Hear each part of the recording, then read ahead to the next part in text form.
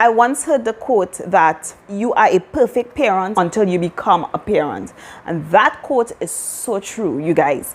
Parenting is hard work, and I am going to be the first one to raise my hands and said that I have made so many mistakes along the way. But as well, I have learned so many things from being a mom and also from my parents, because they instilled so many great values in me. So today I wanted to share with you guys some ways in which you can be a better parent.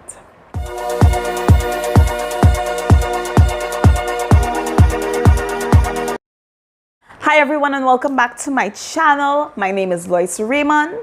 If this is your first time dropping in, welcome. On this channel, I'm here to serve and help you navigate and blossom through life as a godly woman, wife, and mother. One way in which you can be a better parent is by using your words wisely. You guys, it's true. Life and death is in the power of the tongue. It holds so much weight, and the words are so much more sharper when it comes from the mouth of your parents. Just calling your child names and just saying negative things to your kids could really affect them even in their adulthood. So be mindful of your words. If you have nothing good to say, don't say anything at all. Number 2, don't compare your kids. They are beautiful and they are unique and special in their own way. And you don't want to sow seeds of jealousy and insecurities in your kids. And when you compare them, whether it is to their siblings or to other children, these are seeds, negative seeds that you are planting in them. Learn your kids' love language. There are 5 love languages: acts of service, quality time, words of affirmation, physical touch, and receiving of gifts. How do your child feel loved the most?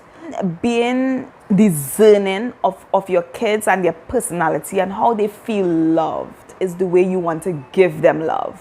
You might be thinking, okay, well, I need to buy them a lot of things. I need to buy them a lot of presents and gifts, but that's not how they feel love. Probably their love language is quality time. So observe and learn your kids' love language, and that's the way you want to show them love so that you'll be most effective and you'll be able to really fill their love tank efficiently. Number 4 is to create traditions and rituals. Create your own culture. Create traditions in your home, whether it is around Christmas time, Easter time. I remember growing up, every Friday my mom, she would call it Pizza Friday. Every Friday she would make pizza for us, and it's something that I remembered, and it's something that I always looked forward to. So it doesn't have to be like grand traditions. Yes, create grand traditions, but also small traditions, whether it is going to hotels, doing things together, whatever it is, playing outside on a Friday, on a Saturday, but create traditions and rituals in your home. Number 5 is to observe, develop, and invest in your kids' talents and gifts. Look at them. What are they always inclined to do? Aiden, my firstborn, from the get-go, Aiden just loved music, and it's something that we observed about him. He's really musically inclined, and it's something that we observed very early with him. And because of that, we bought a drum set. Aiden would play drums, even on Zoom when Mrs. Singing songs. He always liked to get 2 sticks to beat the drums, and I never hinder him from playing the drums. I'm like, you are Miss Drummer Boy. So observe their gifts and nurture it and cultivate it. It might be for a moment, he's kind of still on and off with the drums, but I still want to make sure that, we have invested in it and really nurture it. Teach them responsibility and life lessons as much as you can. There's always a life lesson that you can teach your child. Don't stop them from coming to wash the wares. Don't hinder them from, helping you with sweeping and different things like that. Especially if you have like toddlers, teach them responsibility, how to pick up after themselves. So always find ways to teach your kids life lessons. Sit and talk to them. A moment may come where it may be a teachable moment. Seize that opportunity to teach them, to mentor them. Yes, we are their parents, but as well as we are their mentors. So find ways in which you can mentor your kid. Whether they are 2 years old or 5 years old, there's so many life lessons that you can teach them. Number 7, be a role model. In Trinidad, we say the saying, do as I say, but not as I do. And so many times we want our kids to behave a certain way and we want them to do the right thing, but we ourselves are not doing what we want of them. And it's so important that if you want your child to act a certain way, to behave a certain way, that you be that example to your child. Whatever you want your child to be, you become that person. Really be conscious of your attitude, what you say, your body language, because I'm telling you, children, they are like sponge and they soak up everything. You think that they are not observing you, but they are very much aware. It's so funny because an example came to me, like from the time Aiden was like a year going to church and seeing his dad and myself raise our hands and worship God. Aiden patterned that and started practicing that even when he comes home, he would lift his hands and worship God, and he will take a mic and preach. And I'm telling you, he would preach like if he has been doing this for years. But it's because that's what he's seeing. Number 8, you want to be a better parent to your children? Pay attention to your marriage or to your relationship with your husband or your child's father. I think that's very important because you want to make sure that your child see a relationship that they could pattern themselves after.